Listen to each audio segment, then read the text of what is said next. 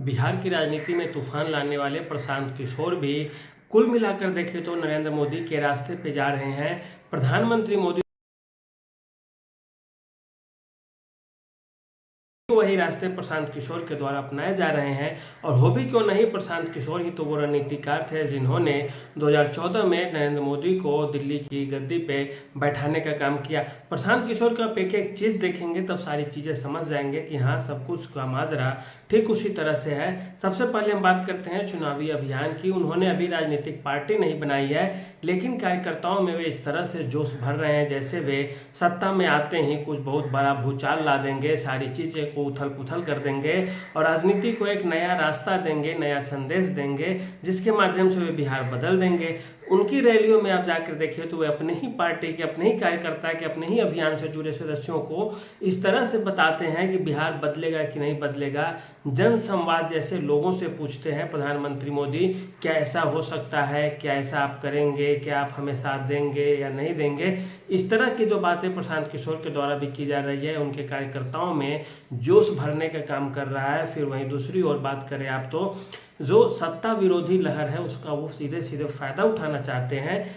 लालू जैसी भ्रष्ट पार्टी, लालू यादव को जो भ्रष्ट पार्टी राजद है, जिनके ऊपर आरोप लगते रहे हैं पुराने जमाने में, उस पर तो वे निशाना साधते हैं। जैसे प्रधानमंत्री मोदी कांग्रेस के ऊपर निशाना साधते थे, लेकिन वहीं कुछ एक पार्टियां जिनके जो वोटर्स हैं इधर जाएं या उधर जाएं, जैसे जदयू हो गई, उनकी जो मतदाता है वे नीतीश कुमार के प्रति सहानुभूति भी रखते हैं। इस कारण प्रशांत किशोर नीतीश कुमार जी के ऊपर उतना हमला नहीं करते हैं जितना हमला वे राजद और तेजस्वी के ऊपर करते हैं। इसमें भी उनकी एक बड़ी छुपी हुई रणनीति है कि नीतीश कुमार का जो वोटर है नीतीश कुमार के खिलाफ कुछ बोलने पे नाराज न हो जाए, इस पे वे फोकस कर रहे हैं। दूसरी बात, दलितों और मुस्लिमों को अपनी ओर खींचने के लिए कि राजद का एक पैर ही तोड़ दिया जाए, इसके लिए वे क्या कर रहे हैं कि सीधे सीधे मुस्लिम वोट बैंक को अपनी ओर खींचने की कोशिश कर रहे हैं और कोशिश कर रहे हैं और बता भी रहे हैं लोगों से कि वे भाजपा को हराएंगे, जदयू को हराएंगे बिहार में। इस कारण इसमें कोई दो राय नहीं कि मुसलमान उनके तरफ आकर्षित हो जाएंगे, क्योंकि मुसलमानों की कोई अपनी पार्टी नहीं है, उनकी अपनी कोई रणनीति नहीं होती, केवल एक ही होता है कि भाजपा को हराया जाए। तब ये बंगाल में ममता को वोट करते हैं, बिहार में लालू को, उत्तर प्रदेश में अखिलेश को, दिल्ली में केजरीवाल को। तो इस तरह की उनकी रणनीति है। वहीं दूसरी बात करें आप जो दलित वोट बैंक खींचने की, दलित वोट बैंक की खींचने की बात इसलिए की जा रही है क्योंकि दलितों का भी कोई चेहरा बिहार में नहीं है और प्रशांत किशोर इसका फायदा उठाना चाह रहे हैं। और जिस तरह से प्रधानमंत्री मोदी ने 2014 के चुनाव में दलितों का वोट भी खींच लिया, पिछड़ी जातियों का खींच लिया, सवर्णों का वोट खींच लिया, ठीक वही स्थिति अभी प्रशांत किशोर भी करने जा रहे हैं। सवर्ण इसी तरह से जातीय जनगणना और आरक्षण के मुद्दे को लेकर के नीतीश कुमार से नाराज चल रहे हैं खास करके, और ऐसे में वे प्रशांत किशोर की ओर आंख मूंद के आ जाएंगे यदि उन्हें लगेगा कि पलड़ा भारी हो रहा है, दलित और मुस्लिम खिसक गए हैं और आ रहे हैं। दूसरी बात रही मुसलमान क्यों नहीं आएंगे, क्योंकि मुसलमान जानते हैं कि प्रशांत किशोर यदि खड़ा हो गए और जदयू भाजपा का वोटर टूटने लगा तो मुस्लिम ही तो केवल एक बचेंगे। मुस्लिम यदि आ जाते हैं साथ में तो जदयू और भाजपा को प्रशांत किशोर हरा देंगे।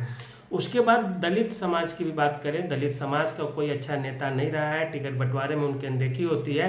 इस कारण भी दलितों को जैसे ही पता चलेगा कि 60-70 सीटें मिल रही है उन्हें खुले मंच से घोषणा करके, वैसे ही दलित समाज इनके तरफ आ जाएंगे और आकर्षित होंगे इनसे।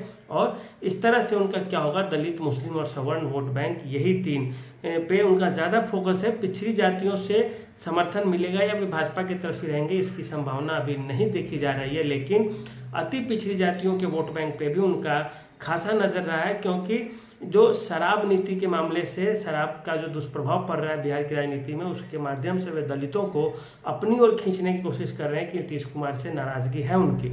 मुसलमान अगर उनके तरफ आते हैं, सवर्ण मतदाता भी यदि उनके तरफ आ जाएंगे, ऐसी स्थिति में सच बात है कि जदयू, भाजपा और राजद तीनों के लिए परेशानी का सामना करना पड़ेगा, तीनों के सामने चुनौतियां बड़ी होंगी।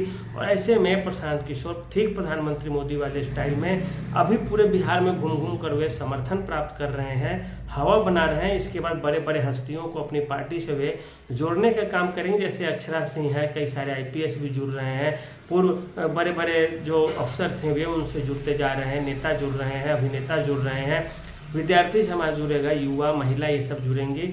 और इस तरह से वो एक इतनी बड़ी पार्टी को आधार दे देंगे, जन आधार तैयार कर लेंगे, जिसके आधार पर कि वे आसानी से बिहार में चुनाव जीत जाएंगे और इस तरह से वे हवा बनाएंगे 2025 आते आते। अभी कई सारे और बम पटके जाएंगे।